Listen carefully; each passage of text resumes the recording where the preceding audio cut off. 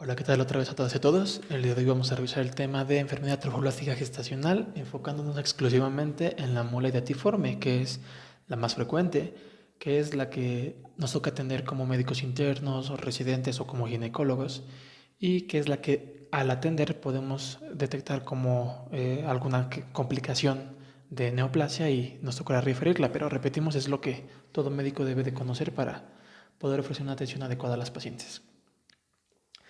¿Qué es la enfermedad trofoblástica gestacional como una definición global? Bueno, es un grupo heterogéneo de enfermedades cuya característica esencial es una proliferación anómala de las células de la placenta del trofoblasto y estas van a tener un potencial riesgo de malignidad. La clasificación clínica de esta enfermedad es de hecho la que nos permite llevar a cabo un tratamiento u otro, ya que se divide en mola hidatiforme y neoplasia trofoblástica gestacional. De todo el globo de enfermedad trofoblástica gestacional, el 80% corresponderá a molas hidatiformes, el 15% a molas invasivas y el 5% a coriocarcinoma gestacional, dejando a otros tumores como el tumor del lecho placentario o el tumor epiteloide como unos tumores extremadamente raros. En cuanto a la mola hidatiforme, la podemos definir como una subcategoría de la enfermedad trofoblástica gestacional, que es un tumor del trofoblasto de comportamiento benigno, pero que, como dice la definición, puede tener un potencial riesgo de metástasis, invasión a órganos distantes. Esta mola hidatiforme se va a dividir en dos, una mola parcial y una mola completa. Desde aquí aprovecho para comentar que los artículos recientes de hecho las definen como dos enfermedades completamente diferentes. Clínicamente lo englobamos en mola hidatiforme y lo dividimos en parcial y completa, pero de hecho son diferentes porque tienen un origen citogenético, histopatológico, incluso clínico totalmente diferente, aunque el diagnóstico y el tratamiento sea casi similar. Repetimos que la mola corresponde al 80% de los casos de enfermedad trofoblástica gestacional y en cuanto a la mola hidatiforme, bueno, la frecuencia de la mola parcial es de 3 por cada 1000 embarazos y muy parecida a la mola completa de 1 a 3 por cada 1000 embarazos, es decir, no hay una que sea más frecuente que la otra. En cuanto a la etiología, puede ser causada por una alteración en la gametogénesis y en la fecundación o solamente en la fecundación. ¿A qué nos referimos? Bueno, la mola completa en el 90% de los casos se va a causar porque hay un óvulo vacío, es decir, un defecto en la gametogénesis, y se va a fecundar por un solo espermatozoide que va a duplicar su contenido genético, es decir, será diploide pero 100% carga paterna. Mientras que en el 10% de los casos de las molas completas se originarán nuevamente por un óvulo vacío que es fecundado por dos espermas. Se le denomina fecundación dispérmica y evidentemente tendrá una carga diploide 100% paterna. Por eso decimos que es un defecto gameto y de fecundación. Por el otro lado, la mola parcial es únicamente un defecto de la fecundación, ya que aquí siempre habrá un óvulo que tenga su material genético intacto y que puede sufrir una fecundación dispérmica teniendo una carga triploide, 69XXX, XXY y muy raro XYY. Sin embargo, algunos estudios y artículos recientes, incluyendo el Clinical Expert Series del Dr. John Soper, comenta que también se puede dar la fecundación por un solo esperma que duplique su material y en cuyo caso será lo mismo, una carga triploide, 2/3 paterna y 1/3 materna. En cuanto a los factores de riesgo, el que más se ha definido como correlacional es la edad materna mayor a 40 años. Algunos artículos hablan de extremos de la vida, 15 años y para abajo y 40 años para arriba. También el antecedente de la mola hidatiforme. Sin embargo, es una enfermedad que no tiene una recurrencia importante, por lo que este antecedente no se va a ver de forma frecuente en las pacientes. Otros artículos abogan por una relación con el grupo sanguíneo A o AB, sin embargo no hay una evidencia sólida que los pueda relacionar. La clínica es la típica enfermedad que se estudia cuando uno lee el tema de hemorragias de la primera mitad del embarazo, es decir, va a cursar con sangrado transvaginal. Como ya dijimos, la parcial y la completa son entidades diferentes, pero se van a englobar en una clínica con ciertas diferenciales, pero se englobarán en este mismo estudio de sangrados de la primera mitad del embarazo. Entonces ya dijimos que el sangrado transvaginal será en general indoloro, a menos que se acompañe de un síndrome de aborto. Y antes los libros de hace 15, 20 años hablaban de que las pacientes llegaban con un dolor pélvico importante, con quistes ováricos, llamados quistes de la teca luteínica, o con expulsión de vesículas, ¿no? Por eso se le llamó mola hidatiforme. Hidatiforme significa en forma de dedos. Sin embargo, este tipo de clínica, exceptuando el sangrado y el aborto, son menos frecuentes, ya que el diagnóstico de hecho se hace más temprano, por lo que las pacientes no pueden llegar a generar el dolor pélvico o los quistes o la expulsión de vesículas porque no se deja que la enfermedad progrese tanto. ¿Y por qué se hace un diagnóstico más temprano? Evidentemente por la sistematización del uso del ultrasonido en el embarazo temprano, ¿no? Sabemos que es una herramienta fundamental para el diagnóstico clínico de esta enfermedad, ya que desde estadios muy tempranos, es decir, hablamos entre las 6 y 7 semanas, nos va a permitir diferenciar un embarazo normal de uno que es anormal. Entonces, en esta tabla se resume todos los hallazgos clínicos de las molas y pues, lo abordamos rápidamente. Vamos a darnos cuenta que de hecho son enfermedades diferentes, ¿no? La mola completa tiene un cariotipo diploide, 46XX o XY, es 100% de origen materno y ahí yo le agregué un dato que es importante, que el 50% o más de las pacientes tendrán una coriónica humana por arriba de 100.000 milunidades por mililitro. A nivel de la histopatología no habrá feto, por lo que no se encontrará amnios o eritrocitos fetales. El edema de las vellosidades o las vellosidades hidrópicas serán difusas, la proliferación del trofoblasto será igualmente difusa o generalizada y en la inmunohistoquímica el P57 estará ausente. En la clínica entonces tendremos una típica paciente con una gestación molar, es decir, un útero que tenga más del 50% de tamaño con respecto a la edad gestacional y sobre todo, por ejemplo, quistes de la teca luteínica se pueden observar hasta un 25% de los casos de las molas completas y las complicaciones médicas como hipertensión temprana en el embarazo, hiperémesis gravídica, hipertiroidismo con repetimos fiebre, náusea, vómito, hipertensión, demás, incluso embolias de trofoblasto, embolias pulmonares, se verán hasta en el 20% de los casos, pero sobre todo se ve en pacientes que tengan el tamaño del útero que corresponde a un embarazo entre 14 y 16 semanas, es decir, una enfermedad ya progresada, ya avanzada. Repito, eso ya no se da ahora. Igualmente importante es que la recurrencia después de la evacuación de la mola hacia mejor dicho, la progresión hacia una neoplasia trofobóltica gestacional es hasta el 30% en el caso de las molas completas. Y esta tabla es bellísima porque nos permite darnos cuenta que son verdaderamente diferentes estas enfermedades. La mola parcial desde el origen es diferente, es triploide con un cariotipo 69XXX o XXY, 2/3 será contenido genético paterno y 1/3 materno. Ahí le agregué que menos del 10% de las pacientes tendrá niveles de coriónica humana mayor a 100.000 milunidades por mililitro, por lo que entonces sabremos que los quistes de la teca luteínica y demás serán menos frecuentes. A nivel de la histopatología, sí va a haber restos embrionarios o fetales, por lo que encontraremos amnios, eritrocitos fetales, las vellosidades el edema de las vellosidades será variable, la proliferación trofoblástica será de hecho local, lo que explica que el útero no crezca tanto comparado con una mula completa. Y en la inmunohistoquímica la P57 será positiva. Clínicamente, esto es importante, clínicamente lo más frecuente visto en relación a una mola parcial es un aborto diferido. De hecho es el hallazgo ultrasonográfico más frecuente, es decir, una placenta que por lo demás se puede ver normal y un embrión feto sin actividad cardíaca. Ya comentamos que entonces el tamaño del útero será incluso pequeño para la edad gestacional, primero porque habrá muerte embrionaria o fetal y porque el tejido trofoblástico no tendrá una proliferación generalizada, sino más bien focal. Los quistes de la teca luteínica, al no haber elevaciones importantes de la betacoriónica humana, que sabemos que es la que estimula a las células de la teca a crecer, entonces serán raros. De tal manera entonces que las complicaciones médicas asociadas a las elevaciones de la crónica no se verán, repetimos, hipertensión, hiperemesis, hipertiroidismo serán extremadamente raros en casos de molas parciales. Al mismo tiempo, la progresión después de la evacuación de la mola a una neoplasia trofoblástica gestacional será baja, menor al 7.5% de los casos. Pero entonces, ¿cómo vamos a ver una mola en un ultrasonido? Bueno, aquí les comparto un video que tomé yo durante mis años de residencia. Es una paciente de 25 años de edad que llegó al Hospital General de Catepec refiriendo sangrado transvaginal sin dolor con una edad gestacional calculada de 8 semanas a partir de la fecha de última regla de la paciente, quien refería a actividad sexual sin métodos anticonceptivos. Ella refería a un embarazo previo que terminó en un embarazo de término vía vaginal y no refiere a algún otro antecedente de importancia.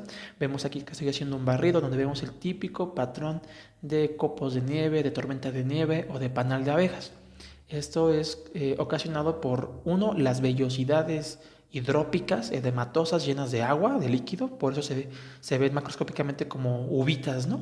Llenas de agua, y también porque es importante que sepamos por qué las pacientes tienen sangrado. Bueno, en las clases de fisiología del embarazo sabemos que la placenta se llega a implantar en un sitio específico del útero, causa invasión del tejido trofoblástico en el miometrio, conectando directamente con las arterias espirales de la mujer, por lo que cuando tenemos una hemorragia postparto, por ejemplo, en la mayoría de los casos la hemorragia es secundaria del lugar de inserción de la placenta. En este caso, en las molas completas, si ya vimos que hay una proliferación trofoblástica enferma y un edema de las vellosidades sistemática, el contacto o la superficie de contacto del trofoblasto será mayor, por lo que será mayor la cantidad del miometrio o del endometrio que esté expuesto.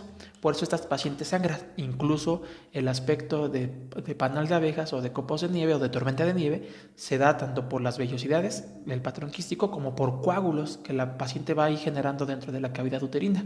Por eso llegan con sangrado sin dolor. Aquí tenemos unas imágenes del Clinical Expert Series del Dr. John Hopper. Es un ejemplo de una mola completa. Observamos del lado izquierdo el típico patrón en tormenta de nieve, copos de nieve o panal de abejas. Ya comentamos que de hecho así se describe, ¿no? Cuando lean ahí libros de ultrasonografía van a ver que lo definen como una ecotextura placentaria mixta a expensa de imágenes similares quísticas de distribución y tamaño variable. Sabemos entonces que es causado por el edema de las vellosidades, que es difuso, y por los coágulos, ¿no? Por ejemplo, aquí en la imagen de medio, estas de aquí se pueden atribuir a las vellosidades hidrópicas, y esto de acá puede ser entonces un coágulo, ¿no? Todo esto sería un coágulo. Entonces por eso las pacientes sangran, porque desde dentro ya tienen una superficie de contacto placentaria que, como no es estable, como no llega a invadir y a clavarse bien, a anclarse es el término que se utiliza, vellosidades de anclaje, pues comienzan a sangrar sin tener dolor. De este lado tenemos la típica imagen de un ovario con quistes de la teca luteínica.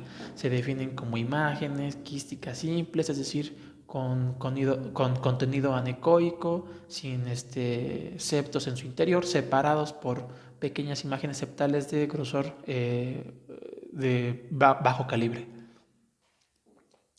Aquí tenemos un ejemplo de una mola parcial. De este lado derecho vemos, repito, el típico hallazgo ultrasonográfico y clínico que es el aborto diferido. Es decir, vemos un embrión sin actividad cardíaca y vemos una placenta que cuando menos parece anómala, ¿no? No se ve que tenga una proporción adecuada respecto al embrión. Vemos que tiene algunas imágenes anómalas y de hecho que su superficie no es lisa como debiera de ser en el primer trimestre. En el lado izquierdo vemos entonces lo que se ha definido como una progresión de la enfermedad, ya que aunque yo vea, por ejemplo, esta placenta anómala con imágenes quísticas en su interior que me harían pensar en un edema hidrópico de las vellosidades, yo veo un feto. Por lo que si estoy pensando en una enfermedad trofoblástica gestacional, por definición debe de ser una mola parcial porque hay un feto. Esta es una imagen que el Dr. John Hopper utiliza para explicar que si bien podemos definir que el patrón de tormenta de nieve se ve más frecuentemente en la mola parcial, en la mola completa, perdón, no es más que el progreso de la enfermedad. Esta es la imagen de una paciente con una mola parcial confirmada por estudio histopatológico que llegó primero a la consulta con sangrado transvaginal escaso. Aquí dicen que bueno, había vitalidad fetal y se observa una placenta, como les comento, de bordes lisos, regulares, sin mayor anomalía. Y una semana después, ya con éxitus fetal, no se podía corroborar vitalidad cardíaca, ya se observan estos cambios característicos de los edemas hidrópicos de las vellosidades. Vemos aquí las imágenes quísticas simples que se pueden atribuir al edema o a los coágulos. Entonces el doctor comenta que debemos entender que es simplemente una progresión a la enfermedad y que a lo mejor al principio no se ha visto, repetimos, como se utiliza prontamente el ultrasonido y se hace el diagnóstico rápido y se interrumpe rápido el embarazo, No hay que confundirnos en que si yo estoy viendo un patrón de copos de nieve, pensar que sea únicamente una mola completa, sino que pueden ser molas parciales en un estadio más avanzado. El tratamiento de forma rápida sabemos que antes de llevarlo a cabo tenemos que tomar estudios de laboratorio que nos permitirán categorizar a la paciente de una forma adecuada, es decir, aquella con bajo riesgo. Una paciente debe de contar con una biometría hemática, pruebas de función hepática y renal, grupo sanguíneo, niveles basales de betacoriónica humana, tiempos de coagulación y una tele de tórax. ¿Para qué es todo esto, no? Es una duda un tanto frecuente en la residencia y para los internos. Yo no le puedo hacer nada a esta paciente si llega con una mola sangrando si no tengo esto. Bueno, si el sangrado es importante, pues evidentemente se prioriza la atención de una emergencia obstétrica. Sin embargo, si podemos retrasar esto, que llegue con un sangrado escaso o que de hecho no esté activo, ¿por qué es importante tener esto? Bueno, una biometría y tiempos de coagulación son fundamentales para todo procedimiento quirúrgico como es el legrado, ¿no? Para empezar. Sin embargo, sabemos que estas pacientes pueden presentarse con nosotros y nosotros podemos creer que es nada más una mola inicial, pero que de hecho ya sea una mola invasiva, es decir, ya sea un cáncer, una neoplasia trofoblástica. Entonces, en mi opinión y mi manera de querer explicárselos es que estos preoperatorios son con la única finalidad de descartar que en lugar de ser una mola, ya sea una neoplasia. ¿Cómo me voy a dar cuenta? Si tengo alteración de la función hepática, puede ser porque ya hay implantes hepáticos. Si tengo, por ejemplo, en la tele de tórax, infiltrados, aislados, solitarios o múltiples, es de los primeros lugares donde la mola o la neoplasia trofoblástica gestacional hace metástasis, de tal forma que yo puedo, con solo estos estudios de laboratorio, identificar cuál paciente es de bajo riesgo y cuál paciente de hecho ya puede ser una mola, una neoplasia, en cuyo caso ya no me compete como ginecólogo atenderla, porque estoy ante el caso de una neoplasia trofoblástica gestacional que ya le tocará a los oncólogos saber si le dan quimioterapia previa a la cirugía. Ahí más que una evacuación se recomienda la histerectomía, etcétera. Entonces es con el simple objetivo de decir es una mola o ya es una neoplasia, así de sencillo. El grupo sanguíneo se pide porque las pacientes son meritorias a profilaxis, aquellas que sean RH negativo, ¿no? Y la coriónica humana, repito, para poder estratificar el riesgo, así como tener un basal, ¿no? Para pronto. Entonces, ¿cuál es el tratamiento de una paciente que es únicamente una mola hidatiforme, sea parcial o completa? Evidentemente es dilatar y realizar una evacuación de la cavidad por aspiración, es decir, el famoso AMEU que nosotros conocemos, o quienes tengan el automático, pues también. ¿Por qué un aspirativo? Se ha relacionado menor tasa de hemorragia y menor tasa de complicaciones tipo perforación uterina a la aspiración contra el legrado. Y algo todavía más importante es que no se ha visto superioridad en cuanto a disminución de la recurrencia de cáncer de la legra contra la aspiración, por lo que si no tiene un mayor beneficio y tiene mayores riesgos, se prefiere la aspiración. Es la única razón.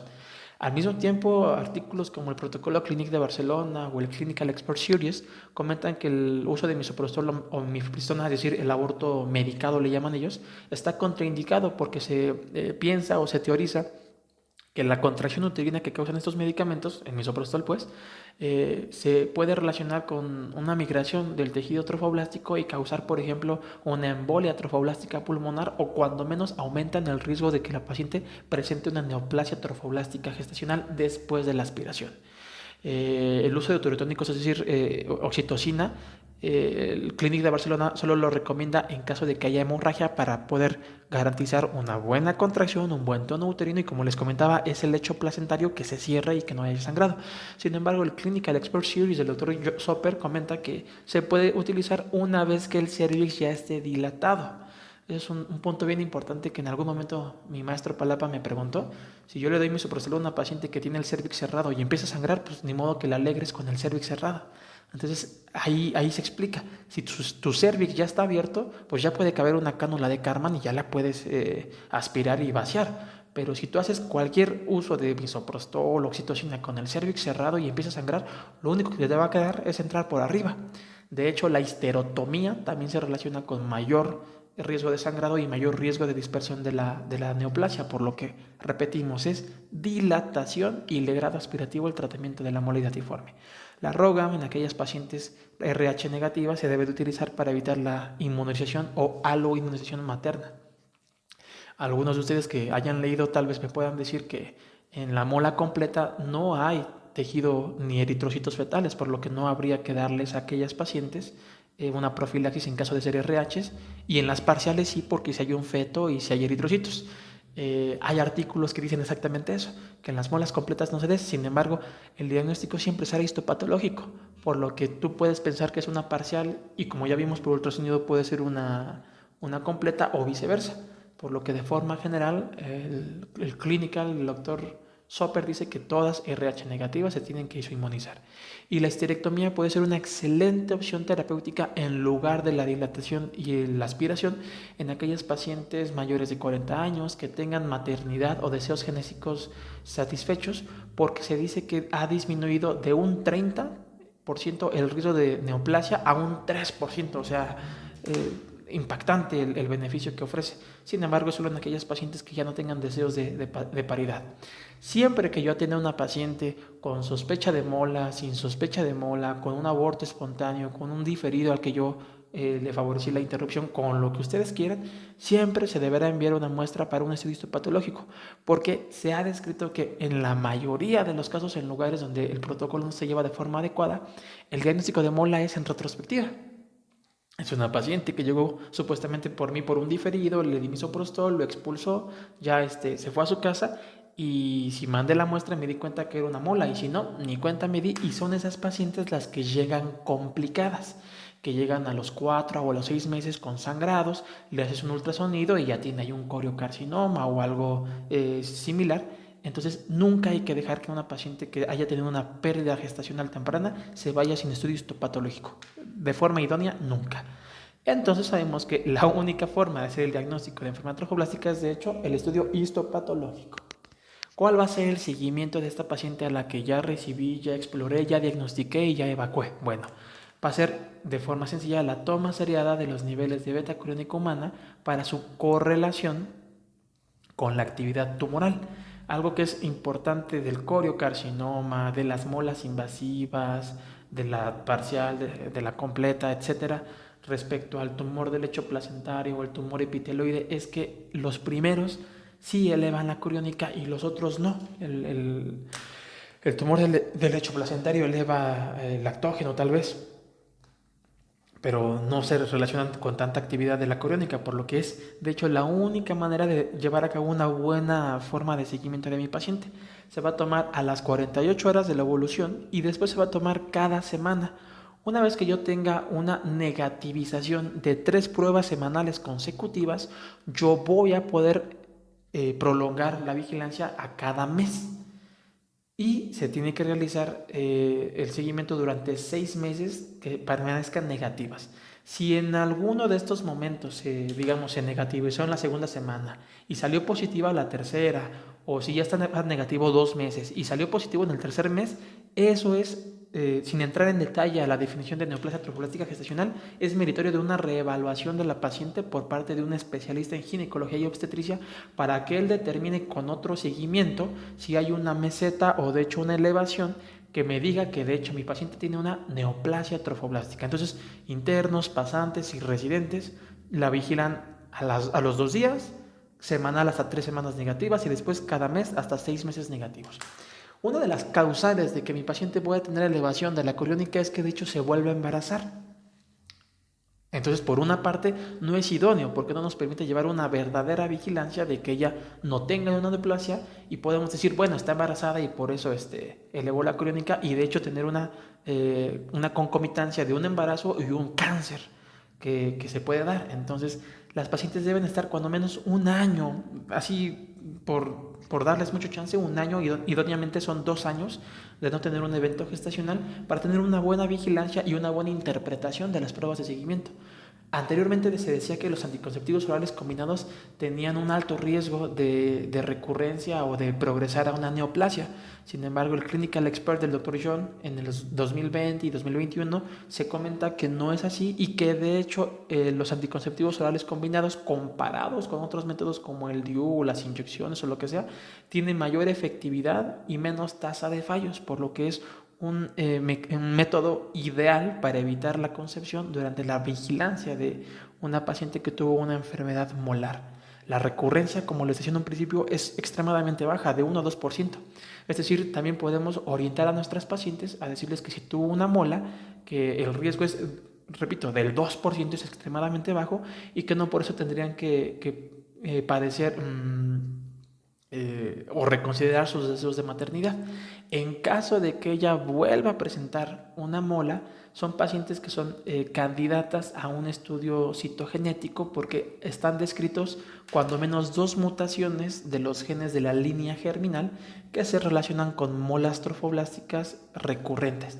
Y aunque la paciente cambie de pareja, de hecho la que tiene la línea celular alterada son las mujeres.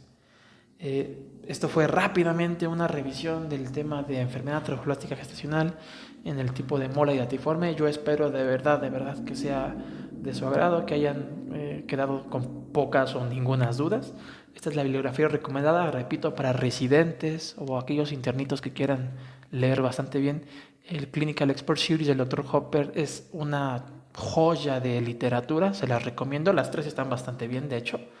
Y bueno, por favor dejen comentarios, dudas, sugerencias en la cajita y nos vemos en un próximo video.